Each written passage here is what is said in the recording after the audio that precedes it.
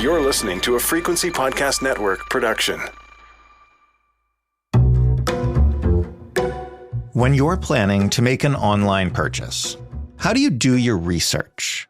Do you start by Googling best X for Y or just best whatever 2024 and find lists from reputable consumer brands that have done that work for you?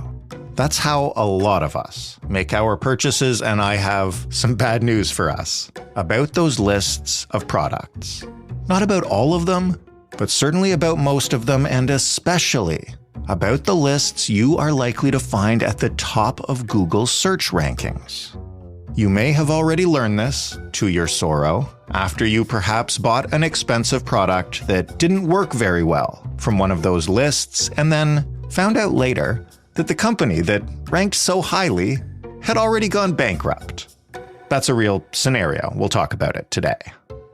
If you have generally followed those best of product lists that sit at the top of the rankings, there's a really good chance you've paid more money than you had to for something that doesn't work as well as it should.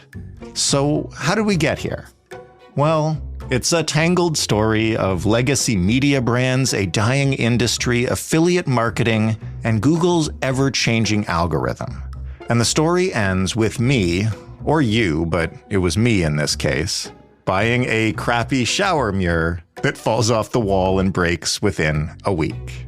It's a story about why you can no longer trust the internet's leading search engine to help you research products. At least, not without scrolling way, way down.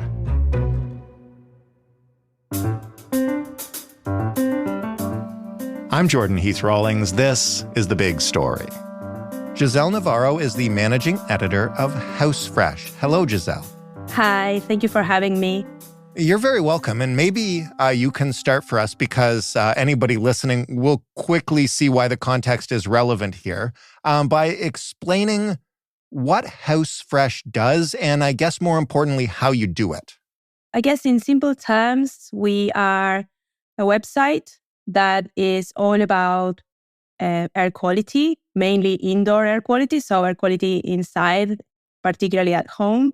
And we just cover loads of topics that have to do with issues that make air quality at home not be the best that it can be. Allergies and asthma triggers and smoke and smells and, pet hair and things like that. And we offer advice to our readers on how to deal with some of these issues, like what they can do, to clean things better and how can they actually get rid of hair of their pets, for example, from a carpet and things like that. But we also recommend and review air quality products, particularly air purifiers, which are basically just fans with filters that help clean and remove these pollutants from the air. And we test them thoroughly. And then we are able to uncover the ones that are actually good and the ones that are just a scam, because we have found that particularly since COVID, there's been lots of random brands showing up, selling people, magic air. And I will say this because I'm one of those people that since COVID has been far more concerned about the quality of air in my home. Also have someone in my home who is allergic to cats. So when I search for the best air purifiers for pet hair, which I have done, naturally I should find you guys right at the top of Google rankings, right? You do all this testing. I've read about your giant room and you test how long it takes to purify that air. You should be right there. I would hope so, yes. I think we have tested over 60 air purifiers over the last 2 years, and we keep testing constantly, and we are always keeping our recommendations updated. So, yeah, I guess we should be at least in the top 10, right? Right, but where are you? Right now, we are on position 49, I believe, which is basically at the bottom of the 5th page of results. So, buried at the part of Google where nobody really gets to ever. And so what's in front of you? What am I and others getting when I type in what I just mentioned, best air purifiers for pet hair? Well, I guess it depends on where you are specifically, but for the most part, you are going to be getting a lot of magazines, like, for example, Better Homes and Gardens and Real Simple. You might be getting BuzzFeed. you might be getting Forbes, Popular Science, a lot of, I guess, established publishers across a wide range of topics that they are specialists in. Somehow they're all finding their way to this page. So what's wrong with that? I mean, I know a lot of those brands you just mentioned, Better Homes and Gardens, Forbes, like those are trusted brands. Why should I be upset that they're at the top of the Google rankings? I guess because they are trusted brands and lots of people are going to take their advice at face value because they are who they are. But unfortunately, the vast majority of them are not really testing any of the devices that they're recommending. And they're just really giving bad advice. And they're making people spend money on products that are not going to help them. And they are doing that just to increase their earnings, because right now publishers are struggling and they're trying to find other sources of revenue, and this became one of them. We'll get into the revenue aspect of it in a minute, but and let's continue just because you guys have done such extensive work in it here, and the example you used in the piece where you walked us through it was so thorough. When you dig into a list of these best air purifiers, like the one from, say, Better Homes and Gardens, what do you see as somebody who is critical of it? Where do you see the red flags that, just explain to me why this list isn't good, these products won't help me? So there's a few different things. I guess the number one thing that is quite clear is that they mention, these tests, but they show no data. And if you are testing a product like an air purifier, there's going to be data around, air cleaning performance, how fast can it can clean the air, or how fast the fans of the air purifiers move the air, or how much noise they generate. There's lots of things that when you are testing a unit like this, you should be measuring that somehow just doesn't even get mentioned. So that's one thing. And another thing, which is actually the reason why we decided to write the article we wrote to warn our readers, is that many of the units that are on those lists are really high-priced units. Like the vast majority of them are very expensive, with many of them not being very good. And with some of them even being produced by companies that have gone bankrupt and they just don't exist anymore, that maybe they're trying to get rid of their stock before they just disappear. Explain that one. What's the bankrupt company showing up here? So I believe that right now, since we published the article, Better Homes and Gardens has removed it from their list. Okay. But they had Molecule Mini on their list as the best for small rooms. Many of the other publishers are still have this unit, which is a unit that they had big marketing budgets behind it when Molecule was still running. But actually, they have filed for bankruptcy as a company last year in October. Right now, they have active class action lawsuits against them for false advertising. They've been labeled the worst air purifier ever by New York Times Wirecutter.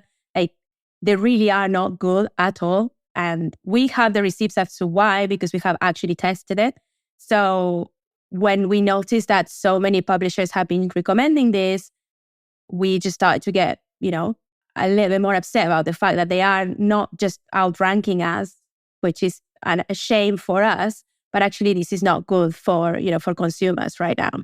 When you say this particular product is on all sorts of lists, how widespread are these kind of lists in general, and who is writing them, even if they're not testing them, or who is putting them together? Like, do we have clarity on, I guess, just where this stuff comes from? I mean, it's pretty widespread.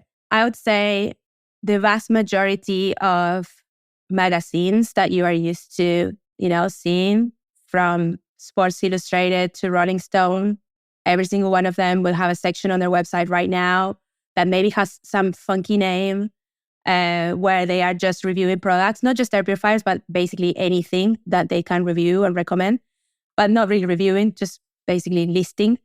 There's newspapers that have it. You might land on them and not even see, like, for example, the LA Times. You would land on the LA Times and you don't even see the LA Times logo or anything because it just looks so different from the actual LA Times. And that is because, for the most part, these pages are being run by companies that are third-party companies that just are dedicated to creating these pages very fast and to knowing, what is a high-performing product on target right now that's selling really well, for example. Which is why many of these lists have the same units again and again and again. And it's just because they're really expensive, so the commission is quite high, or they are selling really well right now. So then they magically become the most recommended, which then fuels the sales and so on. There are some publishers that actually they are doing this in-house. And I want to be clear here, like I'm not talking about, say, Wirecutter, which is the New York Times team. Like they test. Wirecutter used to be an amazing gadget review website a decade ago, and they got bought by New York Times. And since then, they maintain their rigorous testing, and the team is disconnected from the editorial team of the New York Times, but they still, abide to the same standards. So in the case of, say, Better Homes and Garden or Real Simple, these are all magazines that are owned by the same group, which is called Dotdash Meredith, and they also they handle this themselves. But then there are cases like, say, Sports Illustrated, which they had been found to actually use AI-generated content for this type of lists, particularly like a month or two ago by another news organization that just did a big investigation. Right. And what Sports Illustrated ended up doing was coming out and saying like, oh, well, that's not us. That's actually this other company called the Arena Group, and they have nothing to do with us, and it was them, even though it was obviously being published on their website, If you start looking, you will start seeing it everywhere. The news cycle these days can be relentless. Let us help you with that. I'm Jordan Heath Rawlings, host of The Big Story, Canada's most interesting daily news podcast. Every day, we stop that news cycle in its tracks and examine one big story in depth, something that matters to Canadians. You can find The Big Story every morning for free at Frequency Podcast Network or wherever you get your podcasts. Find your frequency. What is the motivation for legacy brands, some that are so trusted, like the ones, you mentioned, Better Homes and Gardens, Forbes, Sports Illustrated, the LA Times, to get into this space where, theoretically, the quality of this stuff could tarnish their image? Why are they doing it?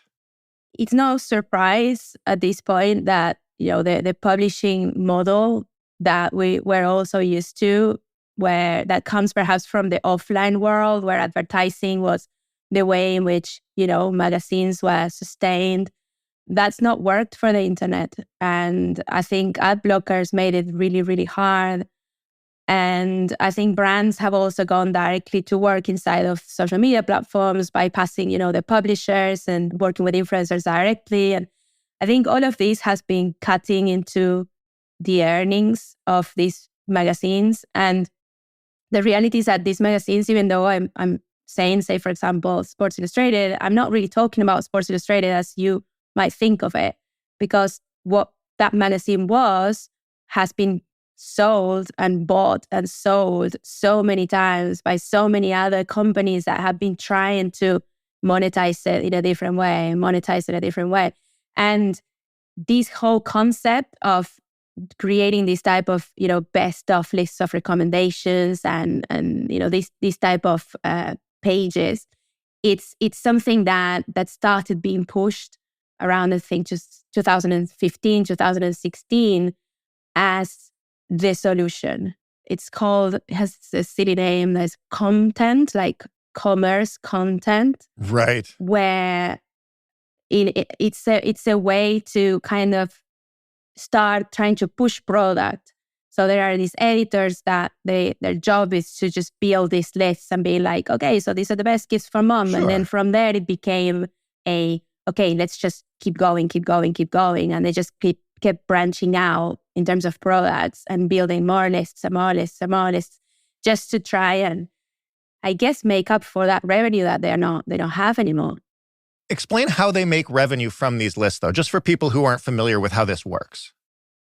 So basically, it's the same way that we make we make revenue at HouseFresh, which we're very clear about on our site, through affiliate commissions. So in some cases, products or brands and like consumer electronics brands, they will have affiliate programs. So you can sign up to it. And if somebody buys through your link, then you get a commission. In other cases, which is the most common with all these magazines, they are part of affiliate programs with, say, big retailers like Target or Walmart or Amazon.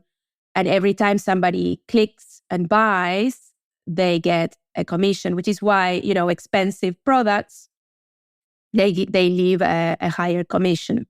So once you began to, put all this together and see it increasing, have you reached out to Google for an explanation of why these kind of lists rank more highly than a list of, say, rigorously tested products, like a site like yours would put together? Has Google said anything publicly about this?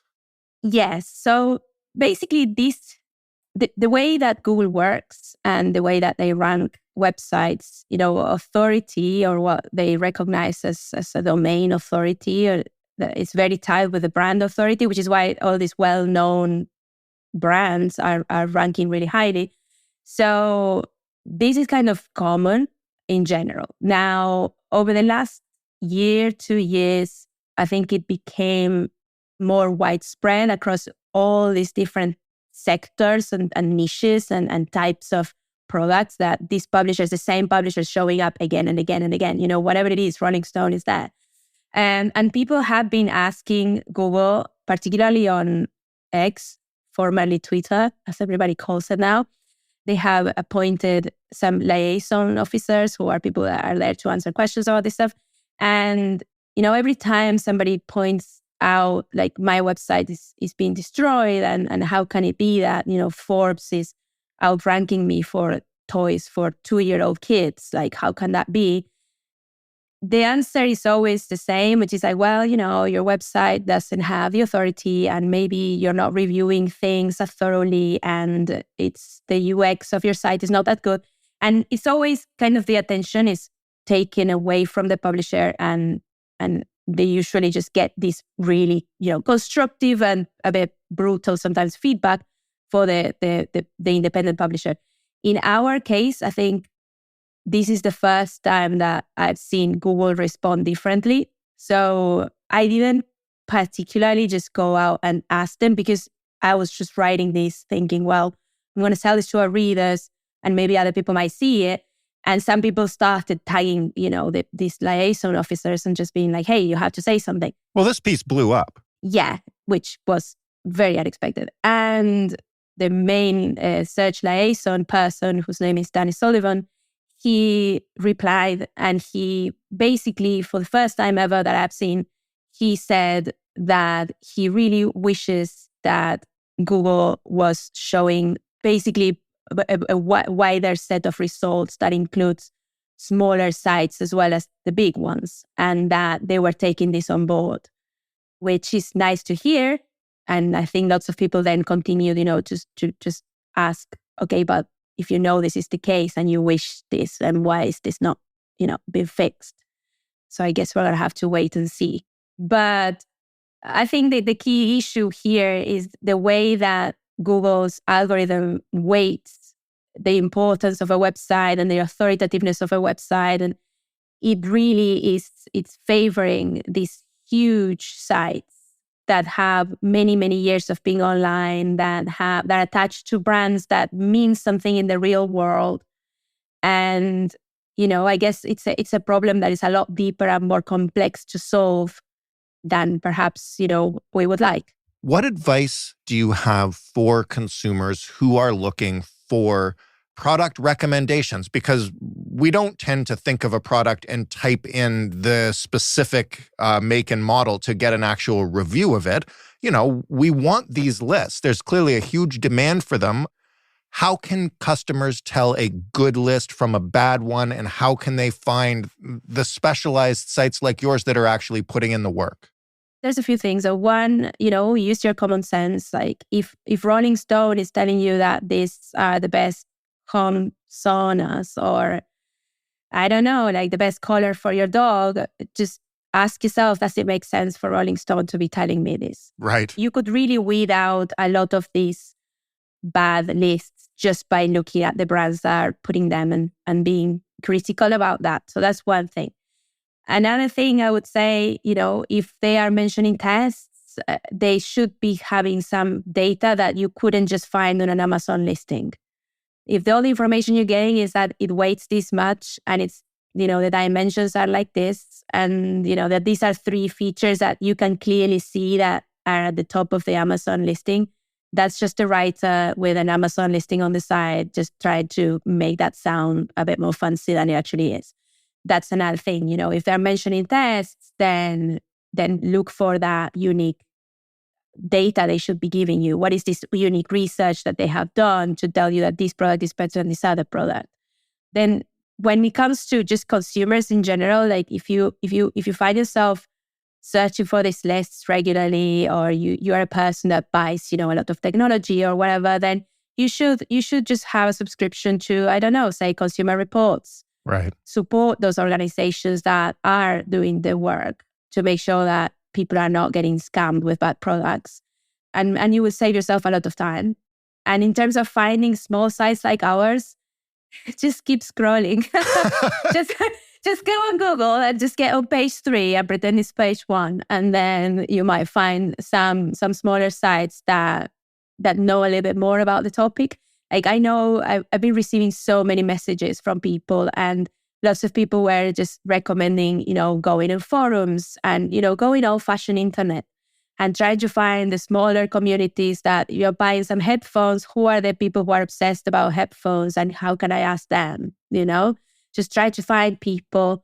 I think social media is kind of tricky because it gets used a lot. Like we see it with air purifiers that sometimes they get pushed a lot on TikTok, for example, but then we test them and they're terrible. So we can't really, go and just trust anymore, I guess, influencers, a way that maybe 5 years ago was different.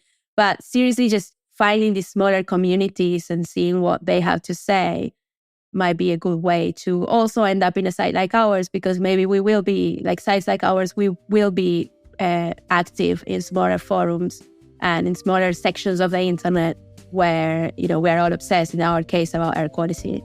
Gisele, thank you so much for this. Really eye-opening, and I wish you the best of luck getting back to the top page. Thank you so much. Gisele Navarro, managing editor of HouseFresh, which obviously you should check out next time you need an air purifier, because they actually test the products. That was The Big Story. For more from us, you can head to thebigstorypodcast.ca. We are not signed up to any affiliate marketing programs, though I now wonder how rich I could get by doing it.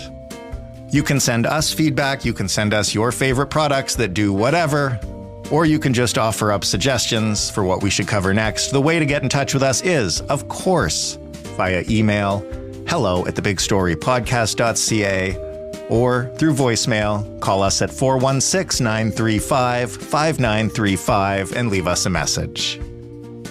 Joseph Fish is the lead producer of The Big Story. Robin Simon is also a producer on this show. Stephanie Phillips is our showrunner. Mary Jubrin is our digital editor. Sound design this week was handled by Mark Angley and Ryan Clark. Diana Kay is our manager of business development. I am your host and executive producer, Jordan Heath Rawlings. Together, we're the Frequency Podcast Network, a division of Rogers. Thank you so much for listening. We've got some special bonuses for you in the feed this weekend, including In This Economy, but not just In This Economy.